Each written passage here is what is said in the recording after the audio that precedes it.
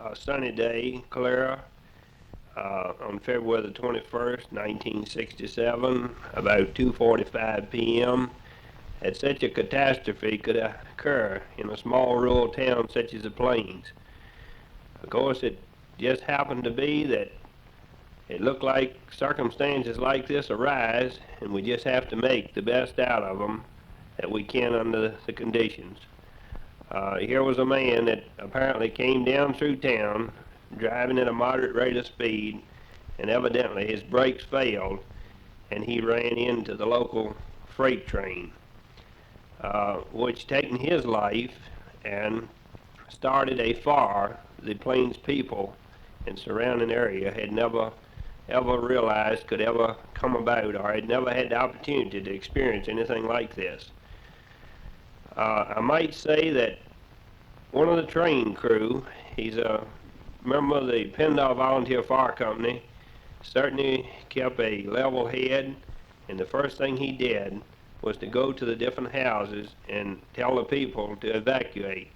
And just almost instantly after the crash, the fire began.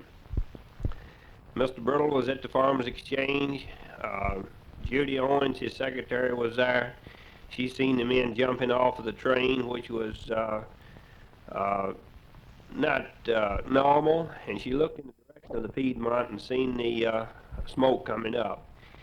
Mr. Brittle immediately, he is our fire chief, assistant fire chief at the Plains, he immediately went to the firehouse and blew the siren, called the fire control, and asked for all equipment he could get, tankers and some foam, and proceeded with one of our pieces of equipment to the fire. He was on the scene of the fire within about 3 minutes. He placed the first truck near the lodge hall, and the second truck was a tanker which followed to put water into the truck, which he had was a pumper. I arrived on the scene, I being George Beavers, the chief of the Plains Volunteer Fire Company, arrived on the scene within less than 10 minutes after it started, and we placed another truck, a direct line from the reservoir at the firehouse, putting a direct line of water onto the fire, onto the Patterson apartment. I might say that we concentrated our efforts on the buildings that were not on fire, such as the Patterson apartment and the Masonic Lodge Hall. When you got there, what did it look like when you got there? Well, I just don't have words to express the way it looked, Mr. Foster. It looked like it was just a cloud over the town. The smoke was so black, and it was so raising so high in the sky, it just looked like the cloud had come between the sun. It looked like it was near night than it was at approximately 3 o'clock in the evening. We concentrated our main effort onto the buildings, the lodge hall and the apartment house, because we felt that any water we might put on the fire on the Piedmont buildings would be just lost. They were, at this point, had fallen in, and we tried to hold the property that was not on fire. But of course, there was a 30-mile-an-hour wind blowing, and with the smoke and the heat the way it was just impossible for us to continue to put water onto the Patterson apartment on the end of where it needed it the worst. We had to move back. Consequently, the fire got hotter, and the building finally caught. It was a wood shingle, outside coated building, and it was approximately 50 years old or older, and so it was just ready to burn, you might say, with all these factors being present. We had inflammable liquids which started the fire, we had frame structures, and we had this wind.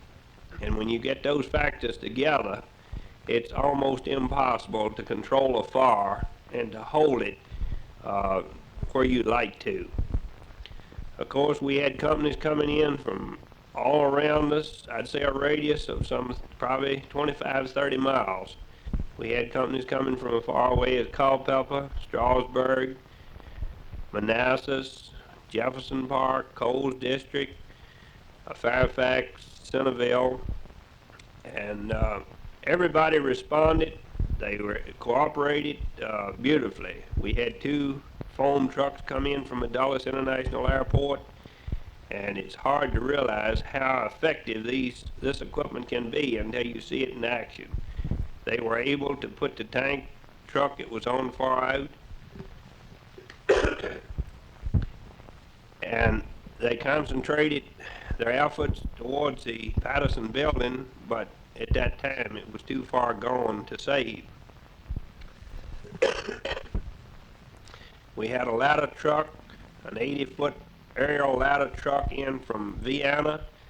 They concentrated their efforts onto the, you might say, the south end of the Patterson building, or the end next to the Episcopal Church, and trying to cool the building so it would not spread on into the small buildings and the evergreen trees in the churchyard and then into the church. And so everybody cooperated and worked together. We tied in a relay line from the nearby Rock Valley Creek, which is approximately 9/10 of a mile from the scene of the fire. Of course, this taking time and taking a lot of work and effort to roll out the hose and hook it up and get water on it.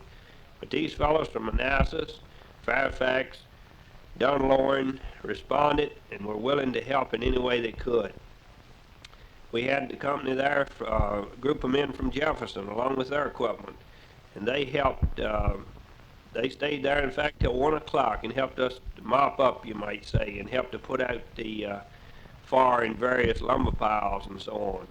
Of course, we stayed there through the night and through the next day, and we want to say at this time we certainly appreciate everybody that helped in any way, especially the Ladies Auxiliary for furnishing us food and coffee, and also the police, the sheriff's department, the rescue squads, and the people from Front Royal that sent food and clothing in for the people that were burned out. Of course, these people only had what they were wearing at the time they left home. And we were lucky, though. There was very little personal injury. There was a few minor burns, a few cuts, but no one seriously injured. And you take a loss as great as this was, it generally always someone overcome by smoke or somebody severely burned or even there's deaths contributed to a fire of this great a loss.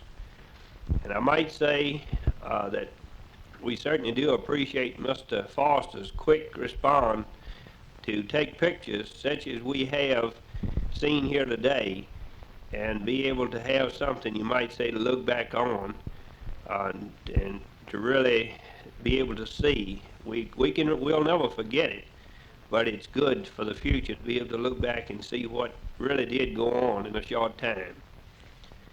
This is George Beavers saying thanks very much.